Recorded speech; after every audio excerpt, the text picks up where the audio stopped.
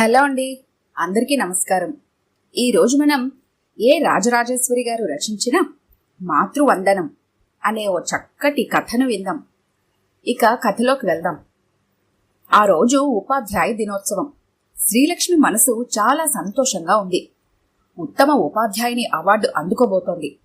అంతేకాదు, ఆ రోజు ఆమె పుట్టినరోజు కూడా. చీరకుచ్చులు సరిచేసుకుంటున్న ఆమె ఏదో గుర్తొచ్చినట్టుగా తల్లిని పిలిచింది. అమ్మా, రెడీయేనా? ఆటో తెస్తాను. ఆమె తల్లి సుమతికి సుమారు 60 ఏళ్లుంటాయి. మూర్తిభవించిన మంచితనంలా ఉంటుంది. కూతురి మాటలు విన్న ఆమె, నేనెందుకమ్మా ఆ ఫంక్షన్కు, నువ్వు వెళ్ళొస్తే సరిపోతుంది కదా. తల్లి మాటలకు శ్రీలక్ష్మి చిరుకోపంగా చూసింది. ముందే చెప్పాను, ఈరోజు నేను ఏమడిగినా కాదనకూడదని. ఇంకా ఏం చెప్పినా కూతురు వినదని. ఉండైతే ఒక 5 నిమిషాల్లో చీర మార్చుకొని వస్తాను అంటూ లోపలికి వెళ్ళింది. తల్లి తయారీ వచ్చే వరకు శ్రీలక్ష్మి పుస్తకం తిరిగేస్తూ కూర్చుంది.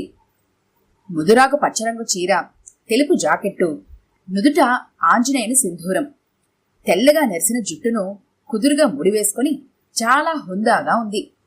రెప్ప వాల్చకుండా తననే చూస్తున్న కూతుర్ని చిరునవ్వు నవ్వుతూ తట్టింది. టైం అవుతుందని నన్నే చూస్తూ కూర్చున్నావు? ఫంక్షన్ నుండి వచ్చాక మళ్ళీ చూద్దుగాని, పద వెళ్దాం. శ్రీలక్ష్మి తేరుకొని అటుగా వెళ్తున్న ఆటోను కేకేసింది. స్కూల్కి చేరుకున్న వారికి టీచర్లు ఎదురేగి ఆహ్వానించారు. టీచర్లు, విద్యార్థులు శ్రీలక్ష్మిని అభినందనలతో ముంచెత్తుతున్నారు. పొగడ్తలతో ముంచెత్తుతున్న కూతురును చూడటానికి 2 కళ్ళు చాలడం లేదు. ఏ జన్మలో చేసుకున్న పుణ్యమో, తనని ముసలి వయసులో అన్నీ తనే అయి సేద తీరుస్తోంది. కేవలం తన కోసమే పెళ్లి కూడా మానుకుని తన జీవితాన్ని తల్లి కోసం త్యాగం చేసిన తన కూతురు అరుదైన మణిపూస. సుమతి ఆలోచనలు ఎంత వద్దనుకున్నా గతంలోకి జారుకున్నాయి. సుమతికి 2 కొడుకులు, కవలలు, సురేష్, మహేష్లు. 18 సంవత్సరాలకే పెళ్లి కావడం, వెనువెంటనే కవల పిల్లలు పుట్టడంతో వారిని పెంచడంలో చాలా అవస్థలు పడింది.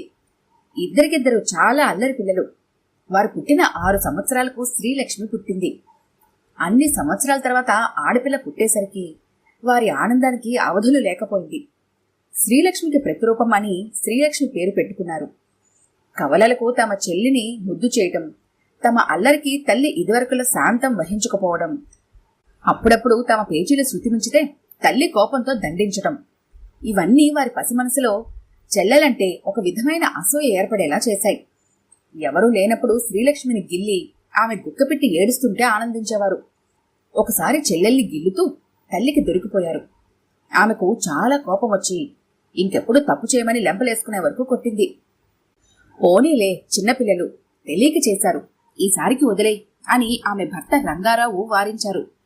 2 ఒకేసారి పుట్టినందుకు వారికి ఇంచుమించు ఒకే రకం గుణాలు, అలవాట్లు ఉన్నాయి. 2 చదువులో ఒకరిని మించి ఒకరు పోటీ పడేవారు. వారికొచ్చే మార్కులు చూసి సుమతి, రంగారావులు ఎంత కష్టమైనా సరే వారు కోరుకున్న చదువు చెప్పించి ప్రయోజకులు చేయాలని ఆశించేవారు. 10th డిస్టింక్షన్లో పాస్ అయి ఒకరు ఎంపీసీ, ఇంకొకరు బైపీసీ తీసుకోవడంతో సుమతికి దిగులు అనిపించింది. 2 తెలివైన వాళ్ళు. ఇంజనీరింగ్, మెడిసిన్లో సీటు సంపాదించుకుంటారు.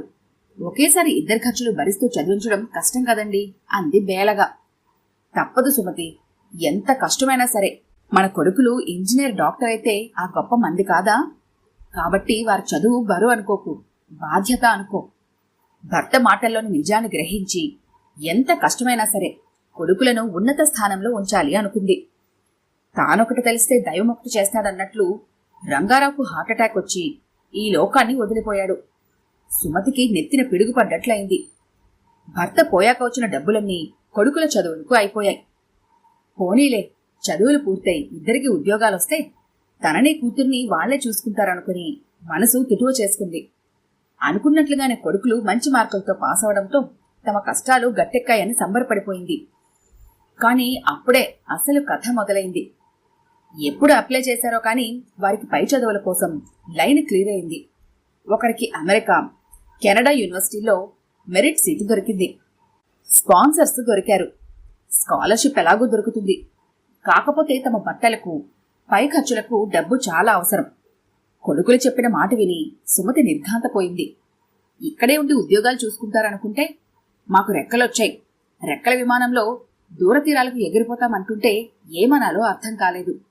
భర్త మాటలు గుర్తొచ్చి మౌనం వహించింది. అసలు విషయం అప్పుడు చెప్పారు. మా ఇద్దరికీ చెరో ₹1,00,000 కావాలి. డబ్బు ఎలా సమకూర్చుకోవాలో అర్థం కాలేదు. చివరికి తన పేరుతో ఉన్న పొలం బేరం పెట్టేసింది. కొడుకులు కోరినట్లుగా ఇద్దరికీ చెరో ₹1,00,000 ఇచ్చేసి 50,000 కూతురి పేరున ఆమె చదువు కోసం ఫిక్స్డ్లో వేసింది. మిగిలిన 50,000 ఖర్చులకు ఉంటుందని బ్యాంక్లో వేసింది. తీరా వెళ్లే ముందు ఇంకొంచెం డబ్బు కావాలని చెరో 10,000 పట్టుకుపోయారు. తాము వెళ్లిపోతే తల్లి చెల్లెలు ఎలా బ్రతుకుతారు? వాళ్ల పోషణ మాటేమిటి? చెల్లెలు చదువు సంగతేమిటి? ఈ ప్రశ్నలకు వారి దగ్గర జవాబు లేదు.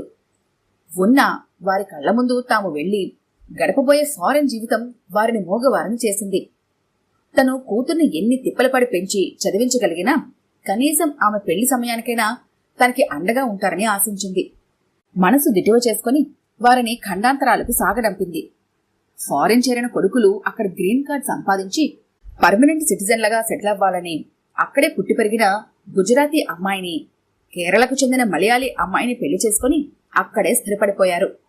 అక్కడికి వెళ్లిన కొత్తల్లో అక్కడ వారు స్టూడెంట్గా పడుతున్న కష్టాలు ఏకరవు పెట్టుకుని ఎప్పుడైనా ఉత్తరాలు రాసేవారు. ఆ తర్వాత తాము పెళ్లి చేసుకున్నట్లు తెలియజేస్తూ $100 పంపించారు. తర్వాత ఆ ఉత్తరాలు కూడా ఆగిపోయాయి. ఆమె ఎన్ని ఉత్తరాలు రాసినా జవాబు లేకపోవడంతో వారెక్కడున్నా క్షేమంగా సుఖంగా ఉండాలని భగవంతుణ్ణి ప్రార్థించింది. తన భర్త సంపాదించిన డబ్బంతా కొడుకుల చదువులకే ఖర్చయిపోయింది. కూతురి చదువు కోసం ఏదో కొంత డబ్బు దాచగలిగినా ఇంటి ఖర్చులకు కటకటలాడాల్సిన పరిస్థితి ఏర్పడింది. ఎవరినీ చేయిచాచి అడగలేని ఆత్మాభిమానం. వేరే మార్గం లేక సూపర్ బజార్లో హెల్పర్గా చేరింది. ఆ షాపు ఓనరు సహృదయుడు కాబట్టి ఏ కష్టం లేకుండా జీవితాన్ని నెట్టుకురాగలిగింది. శ్రీలక్ష్మి కూడా తల్లి కష్టాన్ని అర్థం చేసుకుని ప్రతి క్లాసులోనే మంచి మార్కులు సాధిస్తూ ఇంటర్ పాస్ అయింది. ఇంజనీరింగ్లో చేరమని ప్రోత్సహిస్తున్న తల్లి కోరికను మృదువుగా తిరస్కరించింది. ప్రతివారు ఇంజనీర్లు, డాక్టర్లు అయిపోతే వారిని తీర్చిదిద్దే గురువులు ఎలా వస్తారమ్మా? నేను మంచి టీచర్నై దేశానికి ఉపయోగపడే మంచి విద్యార్థులను కొందరినైనా తయారు చేస్తాను. కాబట్టి డిగ్రీ చదివి ఆ తరువాత బీఈడీ చేస్తాను అంది. సుమతి ఇక తిరస్కరించలేదు. కూతురు తీసుకున్న నిర్ణయానికి చాలా ఆనందించింది. నిజమే, విద్యార్థులు మంచి టీచర్ చేతిలో పడితే వారి చదువులోనే కాదు, క్రమశిక్షణ, సత్ప్రవర్తన నేర్చుకుని జన్మించిన భూమిని, జన్మించిన తల్లిని వదిలిపెట్టక వారి రుణం తీర్చుకుంటారు. ఏమండి, మిమ్మల్ని టీచర్ గారు రమ్మంటున్నారు. ఆమె ఆ పిలుపుకి వాస్తవంలోకి వచ్చి వారిని అనుసరించింది. శ్రీలక్ష్మి తల్లిని స్టేజ్ మీదకు తోడుకొని వచ్చింది. తనకు కేటాయించిన కుర్చీలో కూర్చోపెట్టింది. శ్రీలక్ష్మి మైక్ అందుకుని ఒకసారి సభను కలియజూసింది. తనకెంత విలువ, గుర్తింపు ఇస్తున్న స్కూల్ యాజమాన్యానికి, తన తోటి టీచర్లకు కృతజ్ఞతలు తెలియజేసింది.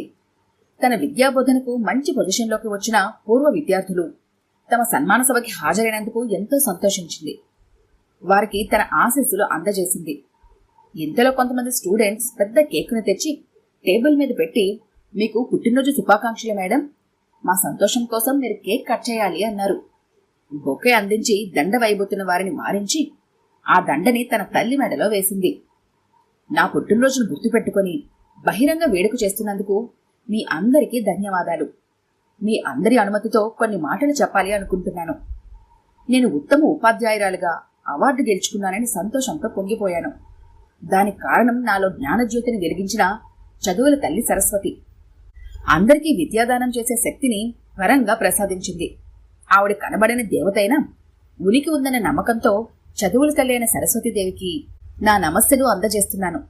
ఇక అనుక్షణం నా కంటికి కనిపించి కనులు తెరవని పసిగుడ్డుగా ఉన్న నన్ను ఎన్నో కష్టాల కోర్చి నా ఉన్నతికి అనుక్షణం తప్పించి తన శ్రమశక్తిని వెచ్చించి కొవ్వొత్తిగా మారిన నా మాతృమూర్తికి నా శిరస్సు ఉంచి పాదాభివందనం చేస్తున్నాను. నిజానికి ఈ వేడుక నా పుట్టినరోజుగా కాక నన్ను పుట్టించిన రోజుగా మా అమ్మ చేతుల మీదుగా ఈ కేక్ కట్ చేస్తే సంతోషిస్తాను. ఆమె మాటలకు సభలోని వారందరూ చప్పట్లతో తమ ఆనందాన్ని వ్యక్తపరిచారు. ఆ స్పందనే మీ అనుభూతిగా భావించిన నేను నా జన్మకు కారణమైన మా అమ్మకు మాతృవందనం చేస్తూ కేక్ కట్ చేయమని ఆహ్వానిస్తున్నాను.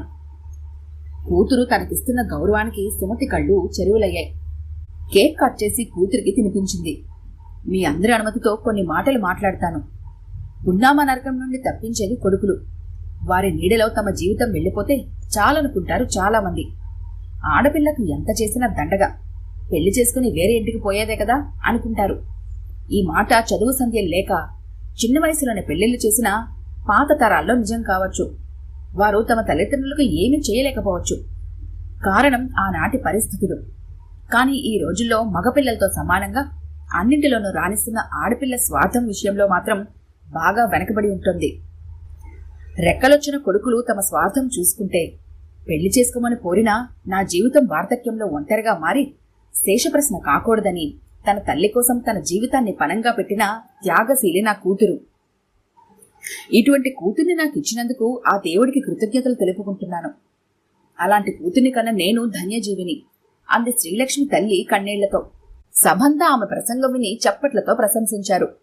శ్రీలక్ష్మి కోరికను మన్నించి అవార్డుని సుమతి చేతుల మీదుగా ప్రిన్సిపల్ ఆమెకు అందించింది. శాలువా కప్పి సన్మానం చేస్తున్న తల్లి కాళ్లకి నమస్కరించింది. కంటే కూతుర్నే కనాలి.